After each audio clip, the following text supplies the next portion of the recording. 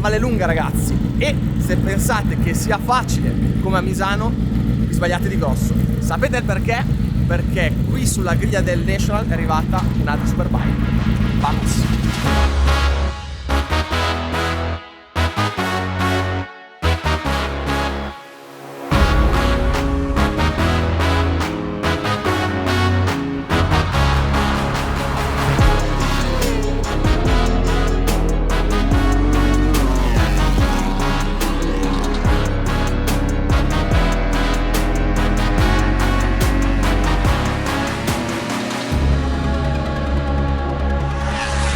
Dopo le gare stradali, devo dirvi che tornare su una pista classica con le vie di fuga fa uno strano effetto. Magari qualcuno non sta capendo, quindi facciamo un rapido riassunto che non fa mai male. Dopo le prime gare tra salita, europeo su strada e national, sembra più una favola che una stagione di corse. Primi posti e record della pista ovunque, sembrava troppo facile. E quindi eccoci qui, round 2 sulla pista romana con una wild card eccezione, Ruju e Team B-Max, che si dovranno allenare in vista degli impegni futuri nel mondiale Superbike, esattamente come facevano gli anni scorsi. Noi abbiamo scelto di non girare il giovedì nei test insieme agli altri, perché bisogna preservare il motore per le gare di europeo che abbiamo aggiunto al programma. Sì, è un piccolo scoop che non vi avevo ancora detto, il tutto in ottica 2025. Non so se mi spiego. In questo modo, ovviamente, abbiamo dato un vantaggio ai nostri avversari. Ci si ritorcerà contro? Non ci resta che scoprirlo. Da quello che sembra dopo il primo turno, direi di sì. Sono entrato a Cannella, moto standard, rapporto standard, dovevamo capire assolutamente tutto. Covelli ha fatto un tempo stratosferico, ieri è stato il più veloce in pista anche tra tutti quelli del CIV, 1.36 e 8. Infatti dopo andiamo a capire un po' che cosa stanno combinando e noi niente, dobbiamo accelerare, come in Olanda, non c'è molto da fare.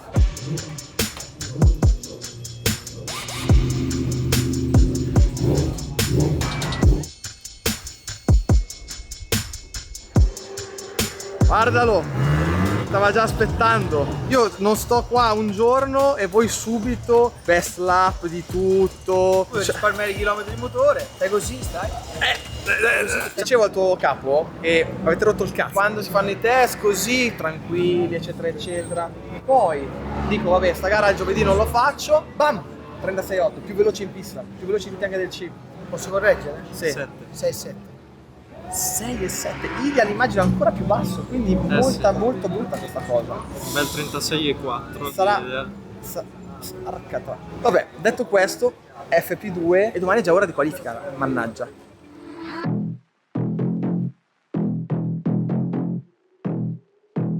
Non so come sia possibile, sono più teso nelle libere del National cazzo che all'europeo, pazzesco. Queste sono delle vibes un po' da compagno di scuola un po' fastidiose.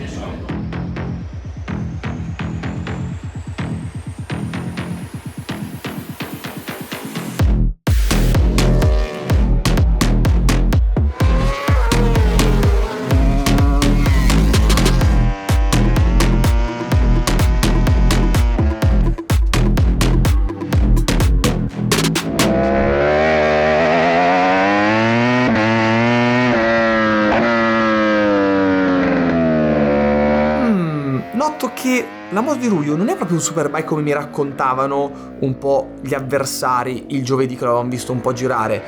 È una sorta di assemblato. Vedo un anteriore, un avantreno da superbike, un mono da superbike, un dashboard dell'elettronica da superbike, però ad esempio il serbatoio è quello classico della moto di serie, così come il codino. Non lo so.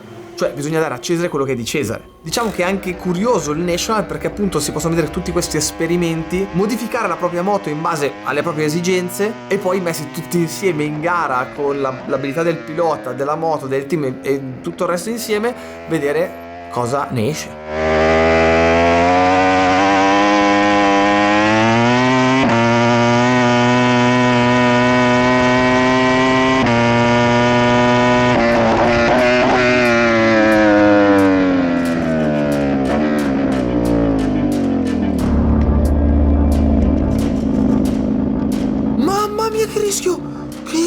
Che rischio, meno male. Voi non l'avete visto perché dal video non si vede, ma per terra c'era una striscia d'olio larga così e mentre ho frenato l'ho schivata di 2 centimetri. E soprattutto avete visto che a chi era dietro di me non è andata di lusso.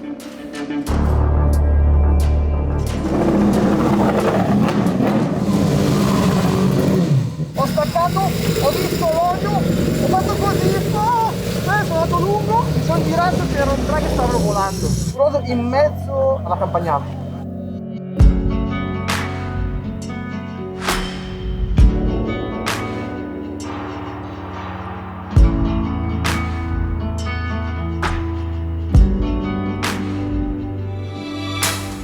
Ebbene ragazzi, mentre sta girando il CIV, che dire del FP2? Che abbiamo preso una scoppolata non indifferente, come al solito appena si abbassa la guardia, bam, botta tra capo e collo. E io sento che sto guidando bene, ma non saprei dove tirare giù 8 decimi sinceramente. Di sicuro il discorso di non aver girato giovedì ha un po' influito e adesso però il problema è che c'è già la qualifica, quindi sarà molto difficile e tutti si aspettavano Ruju molto più sul pezzo, diciamo, anche lui col mega bombardone, e invece il buon Phil, come avevo preventivato a Misano, hanno lavorato benissimo e si sta vedendo, quindi sarà una bella sfida e sono contento perché anche quest'anno l'Esha sarà molto vicino e sono contento perché a sto giro ci è andata veramente di culo. Cioè ragazzi, la stagione poteva finire. Avete visto il botto incredibile da Campagnano con quello che è esploso esattamente dietro di me? Io grazie al cielo mentre stavo frenando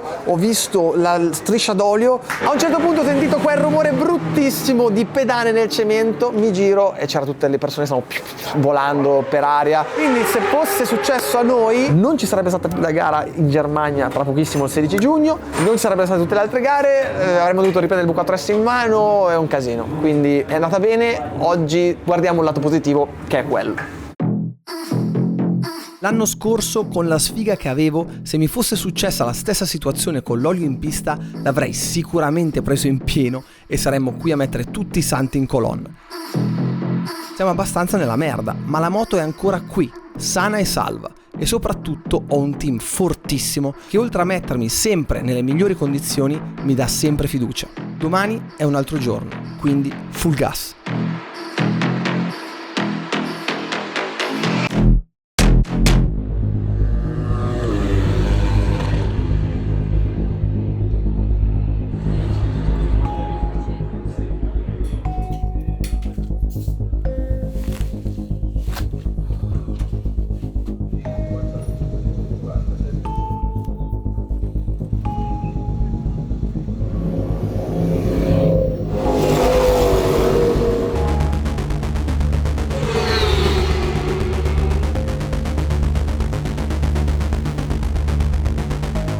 Tenetevi pronti, scendiamo tra poco, ok?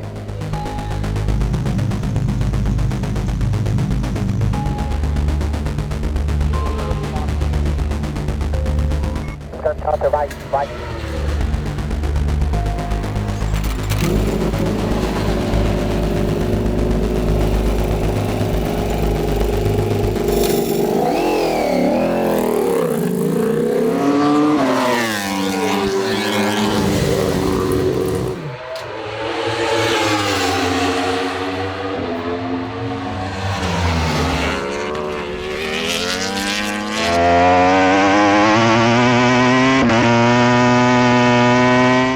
Tempo è 6-7.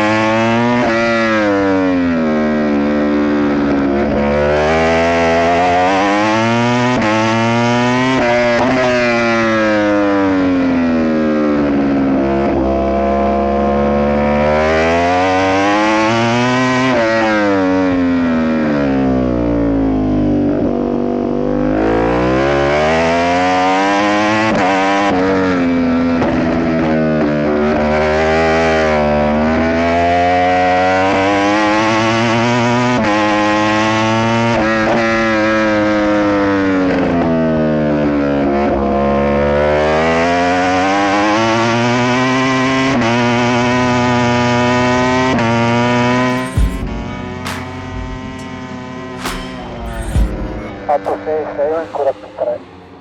Allora, la moto è migliorata tanto, ma ai noi non basta per chiudere il gap con Rovelli. Ha fatto 1.36.1, il record assoluto per il National qui a Vallelunga. Se vogliamo avere una possibilità di vincere e soprattutto di staccare gli altri avversari, bisogna provare a fare la pazzia e stravolgere la moto. Se non cambiamo qualcosa, domani c'è la concreta possibilità di perdere tanti punti in campionato. Passare da essere primo come a Misano, spaccare i culi a tutti, a quarto e trovarmi a inseguire è un attimo.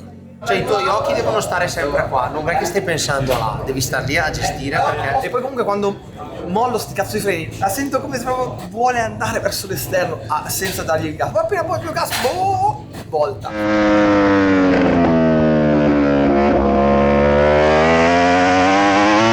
Mi ricordo col V4S entravo alle Cimini, figa, proprio forte, e manco un verso. Invece qua, quando arrivo ai Cimini che arriva il banking, c'ho ancora un po' di freno, prende sotto, molli i freni, poi largo, gas, appoggio la marcia. Poi il resto l'ho fatto tutto più scorrevole, non è male, però questa sensazione è dappertutto. Appena inizio a dare angolo, freno, ma devo mollare. E poi c'è troppa velocità, no? Poi ci mette anche troppo a tornare indietro ed è un casino. Lo sapevamo da ieri, ve l'ho detto, però qua dobbiamo fare qualcosa perché sennò non usciamo più. Adesso mi sa che la moto è devastata, aperta, vediamo. Sì. I più tecnici staranno fremendo per capire cosa stiamo combinando al bombardone, che è tutto smontato e sminchiato. Allora, queste prove dovevamo farle il giovedì, però come sapete non abbiamo girato e pensavamo bastasse andarci un po' dietro solo di molle e via dicendo, ma purtroppo se non sei in bolla con questa moto non vai. La stiamo rivoltando, abbiamo aperto l'angolo di sterzo perché mi manca proprio un pochino di fiducia quando vado a frenare e inserire ai Cimini e in quelle curve dove devo portare tanto freno fin dentro la curva e lì dove perdo tantissimo. Infatti nel primo split veloce meno 2 decimi, più veloce di tutti, split 2 e split 3 che sono i Cimini e tutto il lento prendo 4-5 decimi e poi invece nell'ultimo settore riguadagno un decimo e sono ancora il più veloce. Nello stretto facciamo tanta fatica, quindi appunto come abbiamo detto molo un attimino più morbido per cercare di aiutarmi ancora col gas in mano a farla voltare e appunto angolo più aperto per aiutarmi ad avere un po' più di feeling, freni in mano e a mollarli per poi entrare molto più forte. Adesso la tensione sale, l'importante come ben sappiamo è non esagerare, al massimo limiteremo i danni, però sono fiducioso per questa modifica. Vediamo in Q2 cosa succede.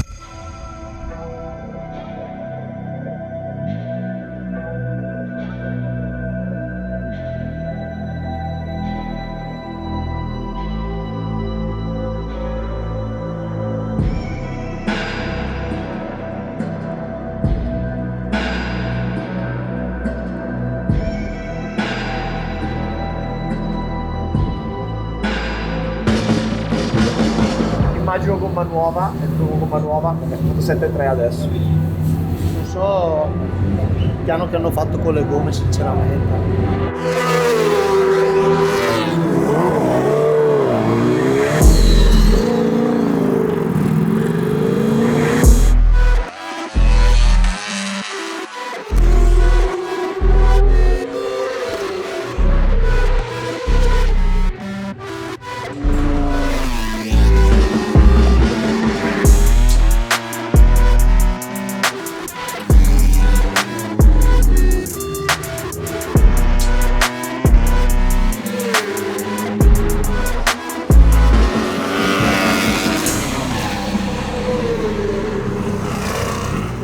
Mi aspettavo tanto dalle modifiche dopo la prima qualifica e invece doccia freddissima.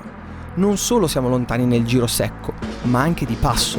Andreozzi mi è stato davanti con la gomma usata. Faccio fatica a trovare qualche lato positivo. È ormai chiaro che domani sarà durissima, ma prima bisogna rispondere alla domanda da $1 milione. Cosa facciamo con questo benedetto assetto? Molto spesso la risposta è quella più semplice. Torniamo a quando eravamo stati meglio. Alla fine abbiamo stravolto la moto praticamente a ogni turno. Non è che mi bastava fare qualche chilometro in più con la stessa moto? Sì, mi sa che faremo così, anche perché non abbiamo altra scelta.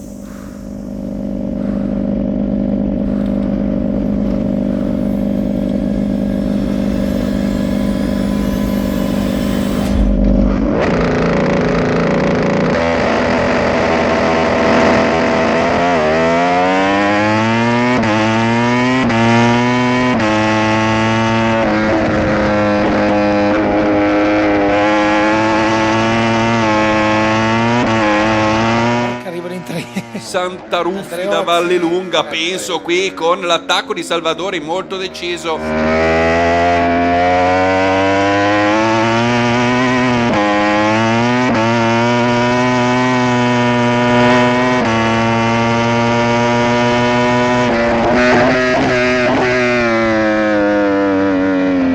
Langhissimi tutti e due.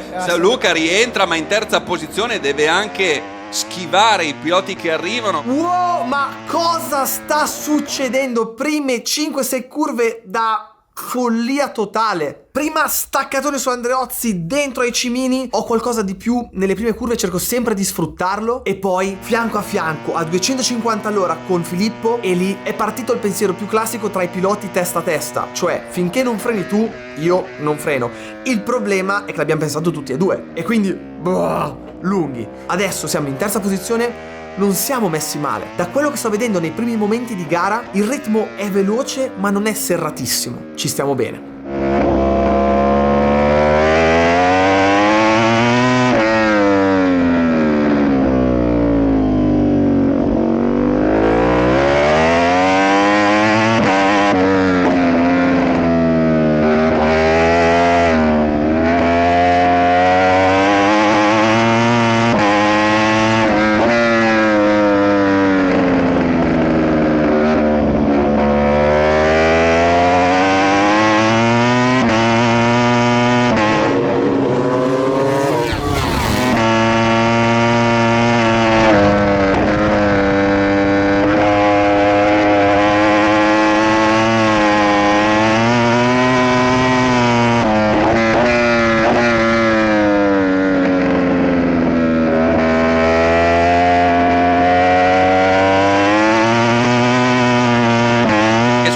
Davvero di tutto, una prima fase clamorosa con il contatto tra Ciacci la placca, poi sono andati larghissimi Rovelli e Salvadori, ne ha approfittato in tutto questo Andreozzi per salire al comando. Attenzione, anche Castellarini larghissimo, fanno fatica, sì. Fanno fatica alla Campagnano. Allora, me li sto studiando, non ho avuto occasione durante gli altri turni di prova perché non ci siamo mai incrociati, però me l'aspettavo questa situazione, cioè prima parte di pista dove faccio un po' fatica, parte centrale più o meno uguali, e poi l'ultimo settore riesco a fare la differenza. Adesso è inutile correre, bisogna cercare di gestire la gomma posteriore, perché lo ricordo abbiamo messo tutte delle SCQ, che sono gomme ultra morbide che di solito servono per fare il best lap, e dopo pochissimi giri il drop si sente abbastanza, quindi la gestione è un qualcosa da tenere a mente.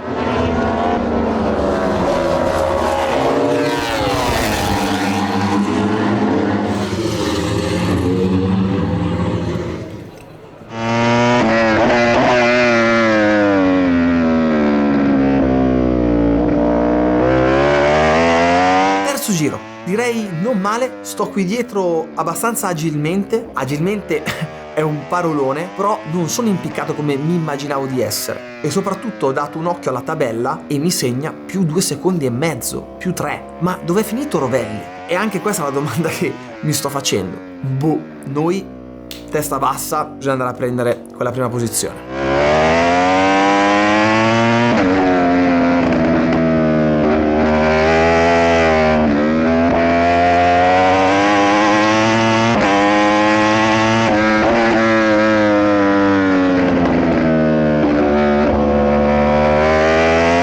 perso 3 secondi, che gara sfortunata per Filippo Rovelli, che insomma era dato come principale favorito, ovviamente, vista la pole, visto il ritmo delle prove, e invece niente da fare per lui. Sono lì incollati Andreozzi, Ruju e Salvadori.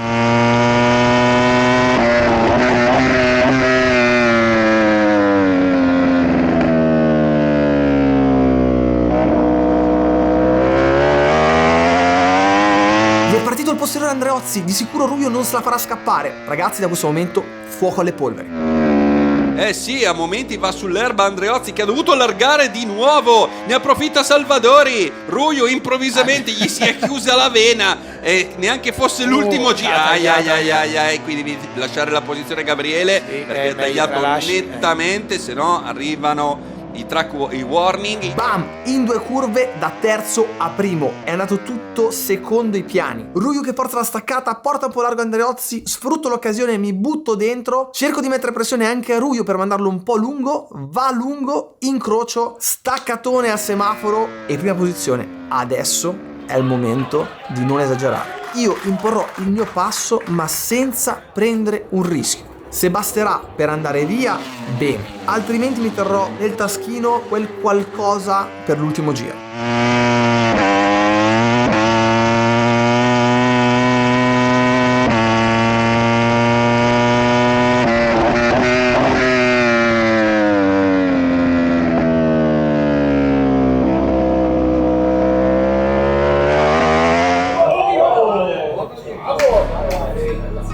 Salvadori che alla fine ci crede comunque sempre con tanto coraggio e determinazione, entrambi davanti a Ruju. Sì. Quindi adesso è una situazione di gara con Ruju al semaforo, mamma mia, avvantaggia tanto Luca Salvadori che adesso si ritrova bene al comando, saldamente al comando, anche con un pelino di margine, non tantissimo, però margine che da 3 decimi è salito a 6 decimi, ci prova. Ok, leggo più 0,5 sulla tabella. Non lo so, perché non sto tirando fortissimo, 37,7, 37,6. Devo dire, è un gran passo, cosa che fino all'altro giorno era impossibile anche solo pensarlo. Quindi mi sa che, ragazzi, è stata la mossa tornare indietro. Mi servivano solo un po' più di chilometri. Comunque, essendo che gli anni scorsi abbiamo usato la V4S di serie, non sono molto abituato a fare quello che vi sto per dire. Ma con l'ingegnere abbiamo fatto una strategia perfetta. Cioè, prima della gara mi ha detto, faremo una strategia in modo che tu a metà gara potrai liberare la moto e fare uno steppettino superiore per poter avere più trazione in uscita, dato che altrimenti il controllo, per com'è in questo momento, inizierà a far fatica perché la gomma avrà sempre più slittamento. Dovrai passare dalla mappa A alla mappa B. Difatti, come vedete dagli scrittini in basso a destra, sono appena passato in mappa B. La moto spinge molto di più, ha più pattinamento, ma mi permette di fare più strada. Per me tutto questo è follia, però inizia a piacermi.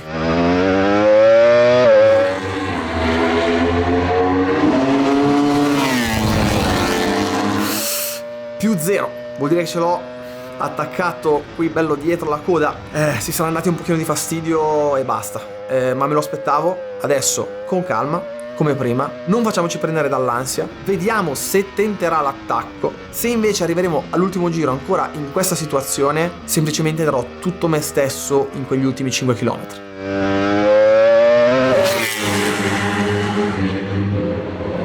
Sì, che sta facendo numeri da rodeo, Gabriele. Ho che ci tirerà il cappello. Ma sì, lo tira più lontano che può. Questo cappello, Gabriele, non vuole molare il colpo.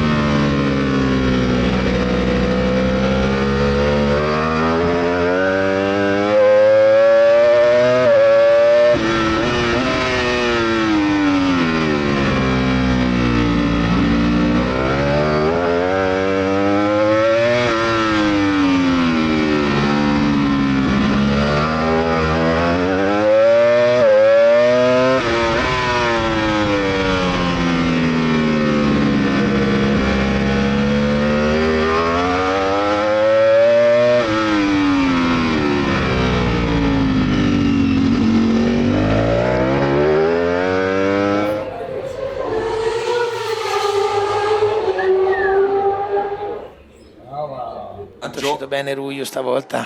Ruju molto veloce. Sì. Ha perso invece un pochino Andreozzi. Andreozzi sembra più veloce Ruju.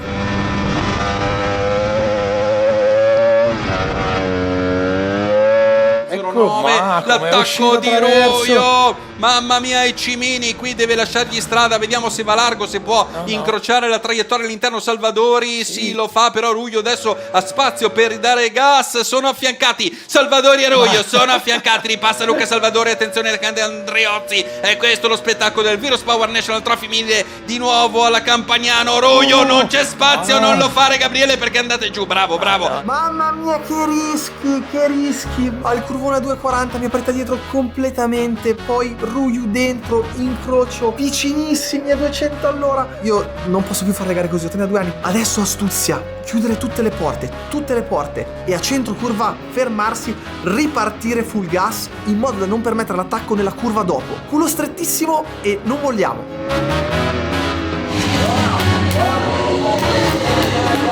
Si butta all'interno, niente da fare però al semaforo. Adesso occhio anche al tornantino, anche se con le 1000 sembra una follia, ma di follie ne abbiamo viste tante in questi anni. È cucito al cordolo strettissimo Luca Salvadori, che continua a difendere la sua prima posizione da uno scatenato Gabriele Ruiu, che continua a crederci fino alla fine, anche se adesso c'è un pochino di margine in uscita per la linea del traguardo, che è là davanti per Luca Salvadori.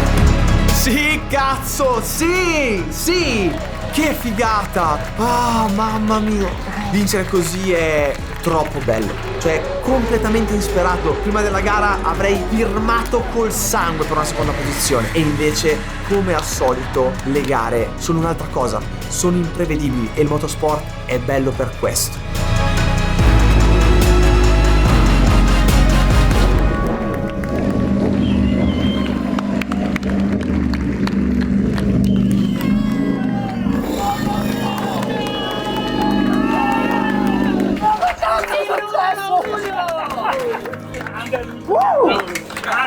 Bravo. Grazie. Era io al momento giusto.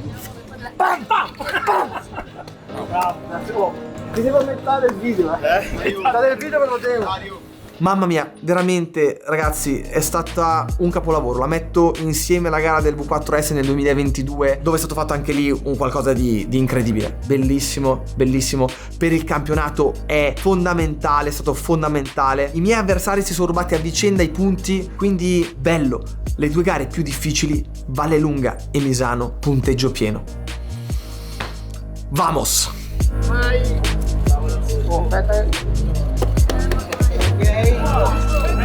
Aspetta. Limite d'anima, vai a cagare, bravo.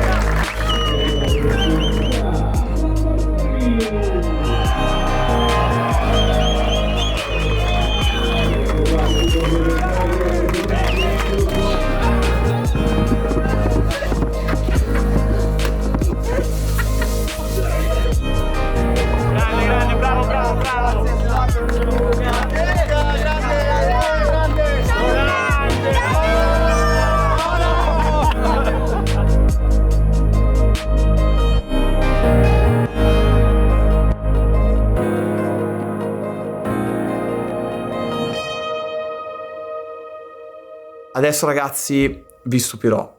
Molto spesso mi scrivete su Instagram, qui nei commenti, ma perché stai dietro agli hater, gli rispondi, vi dicendo, quando c'è tantissima gente che ti fa i complimenti, ti vuole vedere vincere, vi dicendo, vabbè ragazzi, a parte il fatto che è divertente e poi appunto un po' il pepe ci vuole, ma certe volte bisogna un attimino fermarsi e giustamente dare spazio a chi ti vuole bene, a chi ti sostiene, soprattutto a chi vedi negli occhi una passione incredibile che purtroppo non può percorrere, perché lo sappiamo, il motorsport costa e far le gare è un lusso che mi ritengo fortunatissimo di poter fare, ma oggi nel 2024, nella situazione nella quale siamo, è complicatissimo. Ebbene, dopo tutti i casini, il podio, la gente eccetera eccetera, questa ragazza ha aspettato pazientemente che tutto si calmasse per potermi dare questa lettera. Per me vuol dire tanto. e ci tenevo molto a leggerla per far sapere ad Arianna che appunto non è che mi ha colpito di più, e per ricordarti di inseguire sempre i tuoi sogni, che magari non sono quelli che ti eri prefissata, però ci puoi arrivare magari prendendo la lunga, diciamo. Ti ho sempre preso come punto di ispirazione. Quando ero più piccola speravo di diventare come te. Poi però ho visto in faccia la realtà e mi sono resa conto che non avevo abbastanza soldi per iniziare un percorso del genere. Ho solo 16 anni e ormai è da 2 anni che metto da parte soldi per prendermi una moto in futuro. Spero arrivi presto questo momento. Ti auguro veramente il meglio per la persona spettacolare che dimostri di essere ogni giorno. Grazie per avermi fatto crescere con una passione sana. Arianna.